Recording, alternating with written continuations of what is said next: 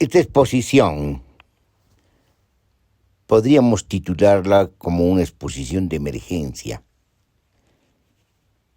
Emergencia en el sentido de la emergencia misma de la situación, de la coyuntura, de los espesores de la coyuntura, sobre todo a partir de lo que ha ocurrido en Chile antes y después de las elecciones, teniendo como eje sintomático importante y alumbrador el proceso constituyente y el contexto del proceso constituyente, y más aún, fundamentalmente, las movilizaciones que se han desatado de los jóvenes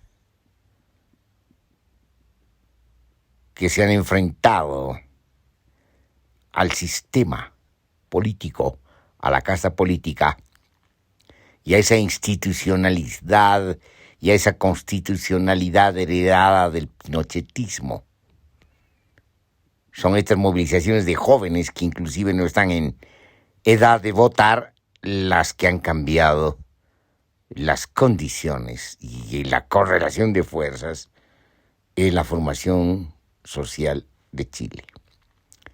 Y lo que se está viviendo como consecuencias y desenlaces primerizos es todo lo que ha venido ocurriendo a lo largo de un año de luchas contra la casta política, contra el modelo neoliberal, contra un sistema de desigualdades, contra una concepción de crecimiento y desarrollo que se asienta en el despojo y en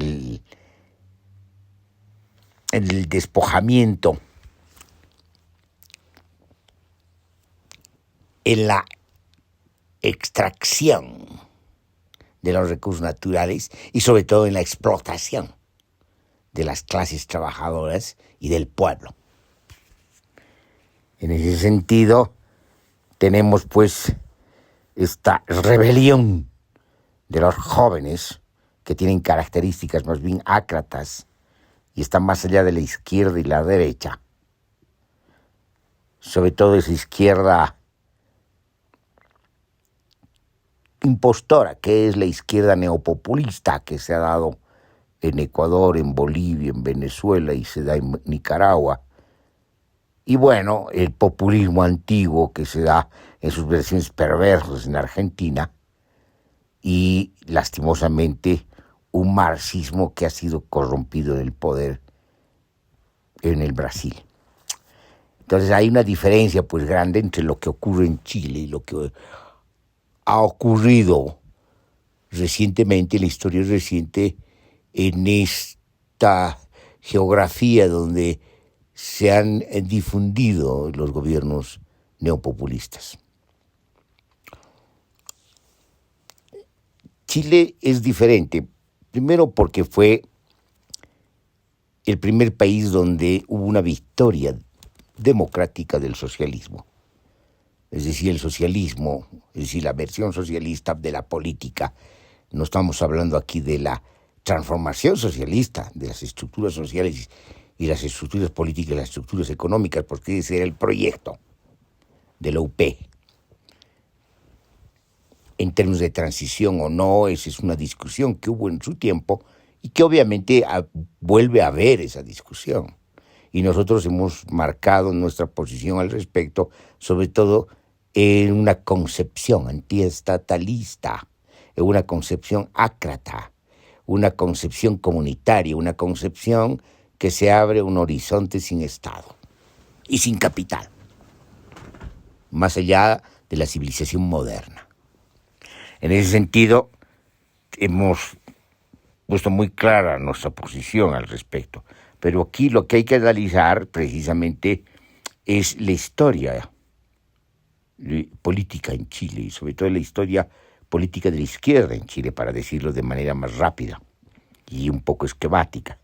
Fue el primer país donde se dio una victoria de un partido socialista y una alianza con el Partido Comunista y otros sectores de izquierda.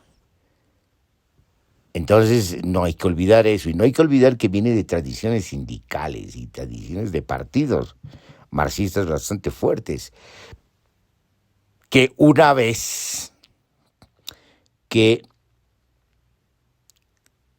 hay el ascenso al gobierno por parte de la UP y por parte del presidente Allende, se desata toda una conspiración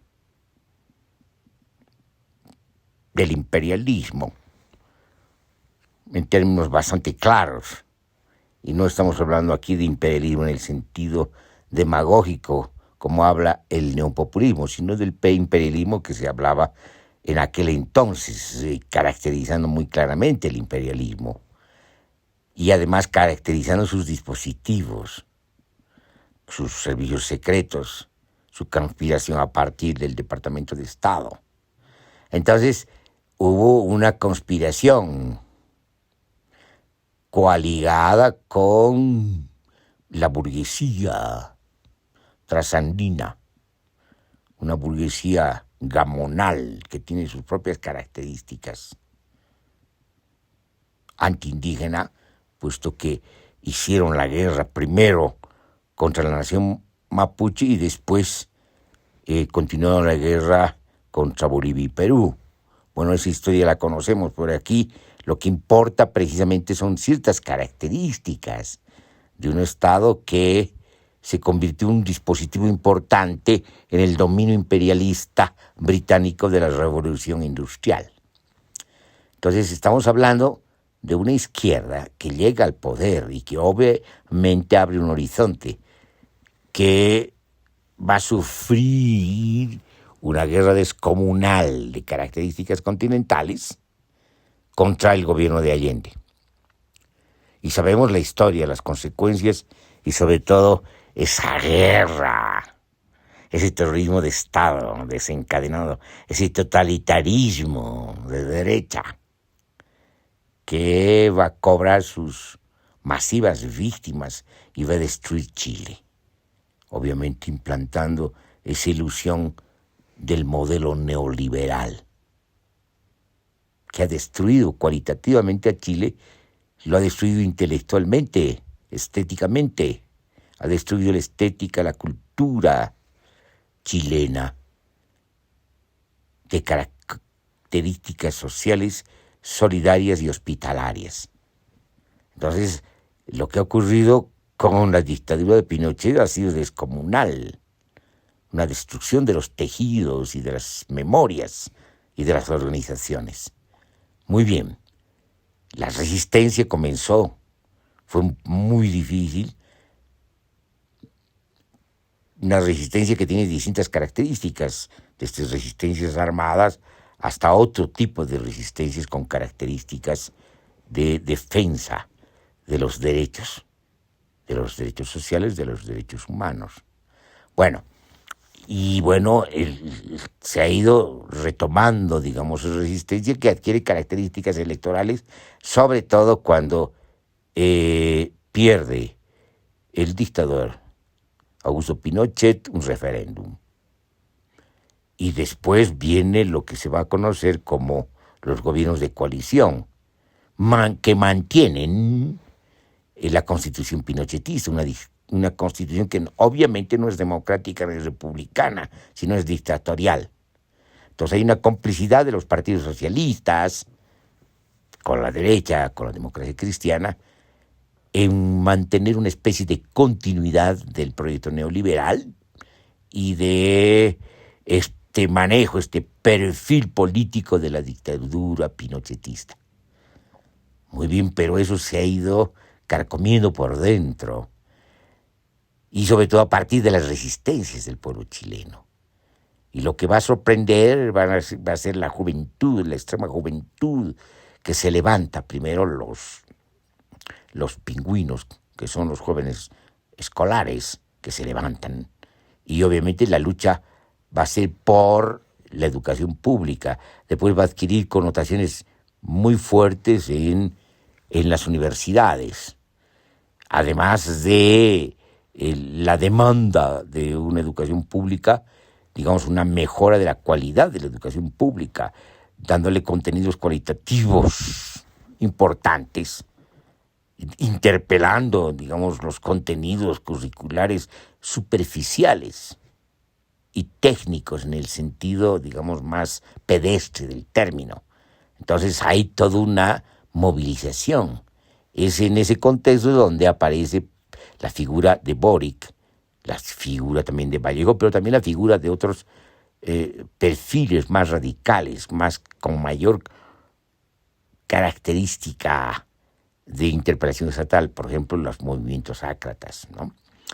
Pero todo eso, digamos, marca una lucha constante cuyo eje es la educación pública, pero también la articulación con otros sectores, como por ejemplo los sindicatos de trabajadores, pero los sindicatos de pescadores, que fueron víctimas precisamente de la privatización de la costa y digamos, de la zona marina de la pesca por parte de 3 o 4 transnacionales.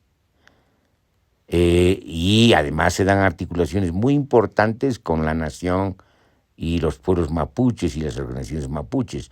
Y todo eso va a derivar precisamente en la reciente movilización que dura más o menos un año y que arrincona a toda la casta política, la coalición, a la casta política de izquierda y de derecha, que querían limitar los alcances precisamente de la respuesta gubernamental a las demandas sociales de magnitud.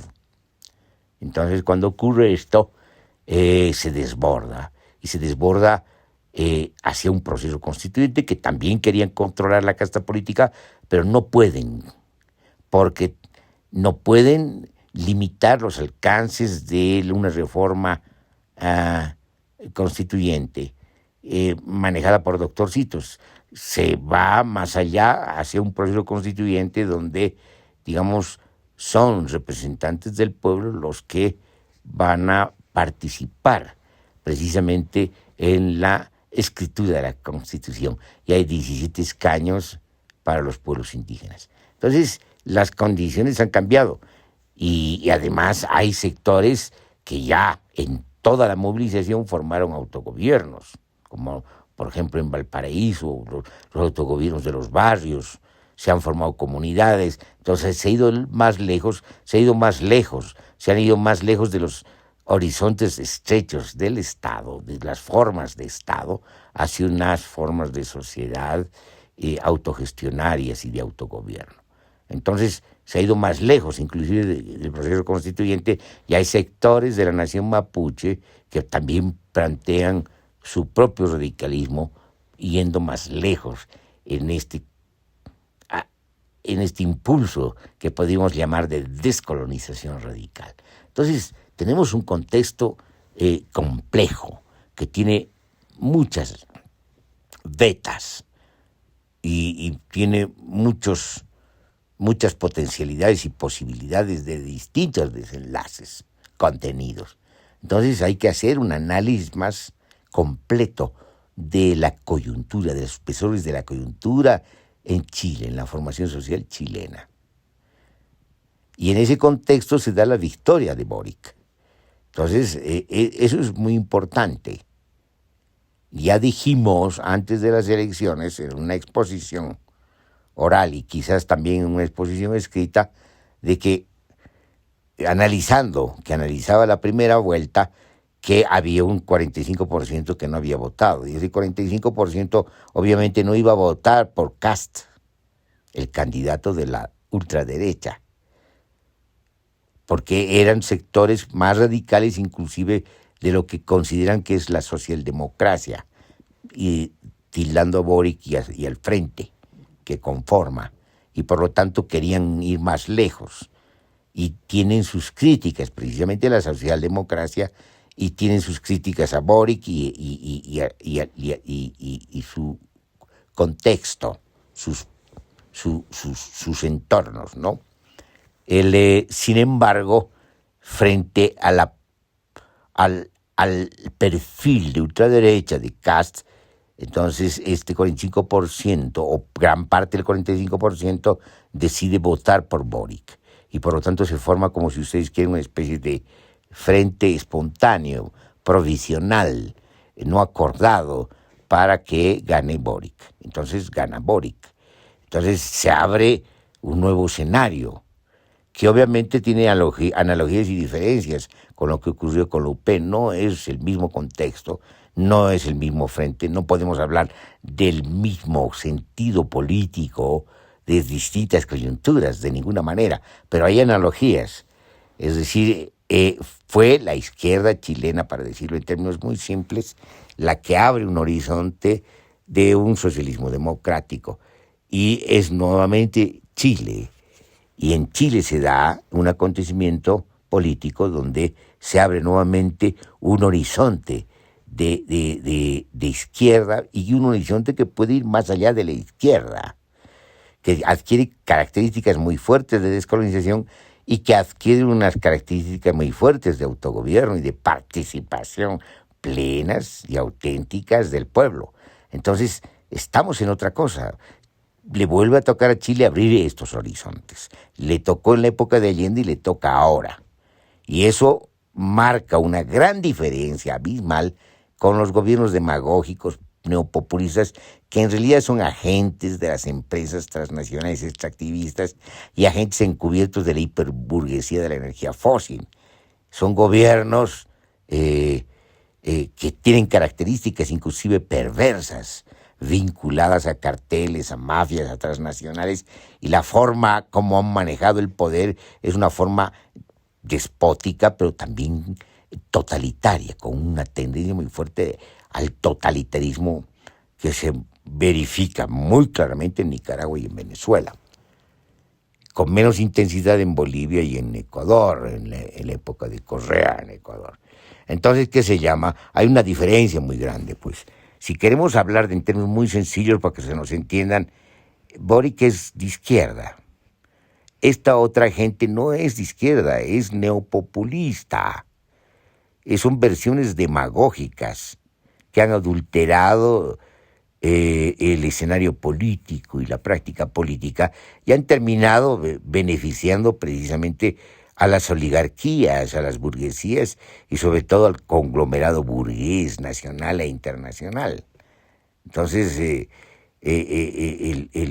lo que enfrenta el pueblo, los pueblos, es precisamente, por una parte, las tradicionales versiones del conservadurismo, de la derecha, de las oligarquías y de las burguesías, y por otro lado, digamos, los nuevos perfiles de los nuevos ricos, de las nuevas burguesías, que van a alimentar y van a acrecentar el conglomerado burgués, por ejemplo, la burguesía rentista, por ejemplo, las burguesías de los carteles.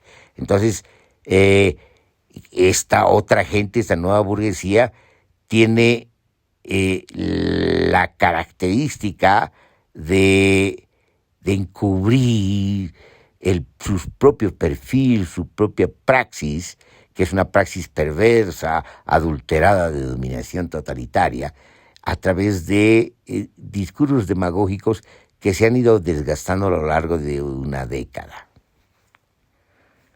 Entonces hay una diferencia, pues. Entonces no hay que confundir. Obviamente la gente simple, estos comunicadores simples, conservadores de derecha, estos analistas simplones, terminan comparando a los perfiles de los dictadores, de los caudillos del despotismo neopopulista con lo que está ocurriendo en Chile. De ninguna manera, no tienen la menor idea de lo que pasa en Chile y no tienen la menor idea de lo que ha pasado en el continente y en América Latina y en Sudamérica. No tienen la menor idea de lo que ha pasado en sus países.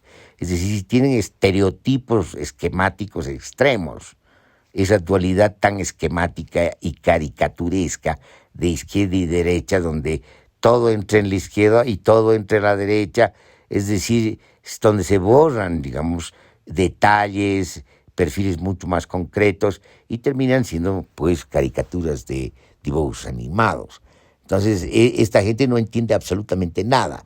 Es decir, los miedos de los sectores conservadores frente a lo que ha ocurrido en Chile, lo único que nos está mostrando es su extrema ignorancia de lo que ha ocurrido en América Latina, no solamente en la historia reciente, sino en el estupor de los siglos.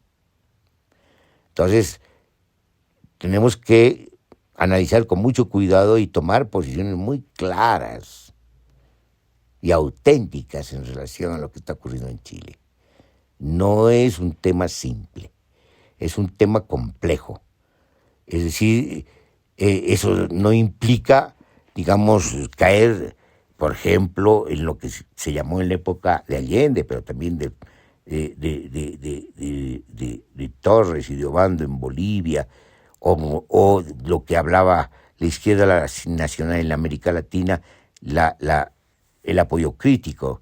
No se trata de eso ya, sino se trata de no renunciar, obviamente, a los nuevos horizontes utópicos que se han abierto, que van más allá del Estado, que van más allá del capital, que va más allá de la civilización moderna.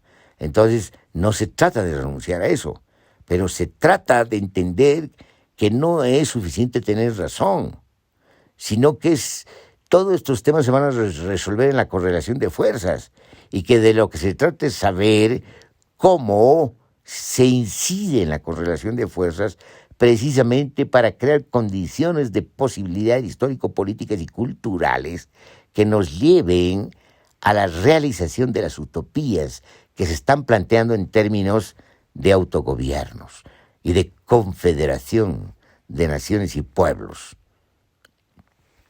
sin Estado. Entonces, de eso se trata.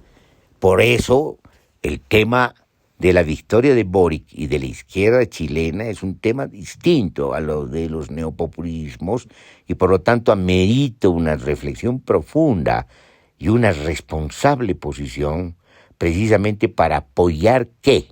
Para apoyar la modificación de la correlación de fuerzas, que no necesariamente significa apoyar a Boric, sino apoyar, digamos, la maduración, la apertura y la realización de aquellas posibilidades que son las más potentes desde el punto de vista de la potencia social creativa. Entonces hay que analizar esto, pero también hay que tomar posiciones. Y eso significa tomar posiciones respecto, digamos, a lo que podemos llamar al apoyo a las posibilidades inherentes en el proceso chileno, en el proceso constituyente chileno y más allá del proceso constituyente chileno, y tomar posiciones, obviamente, frente a los sectores de ultraderecha, pero también a los sectores conservadores, a los sectores liberales y neoliberales, y también a estos sectores de lo que hemos llamado como izquierda colonial. Esta izquierda que nunca entendió la problemática indígena y la problemática colonial. Y sobre todo tomar una posición en contra de estos gobiernos perversos de un totalitarismo disfrazado que son los gobiernos neopopulistas. Entonces, ahí está la situación. Ahí está el desafío de la necesidad de comprender precisamente la composición social, política y cultural del momento que vivimos y tratar de entender el núcleo de esta problemática y tomar posiciones en ese sentido sí radicales, lo que implica llegar a las raíces del problema. Nosotros aquí dejaríamos la exposición en espera precisamente de hacer una continuidad en el análisis, pero de una manera más temática y detallada.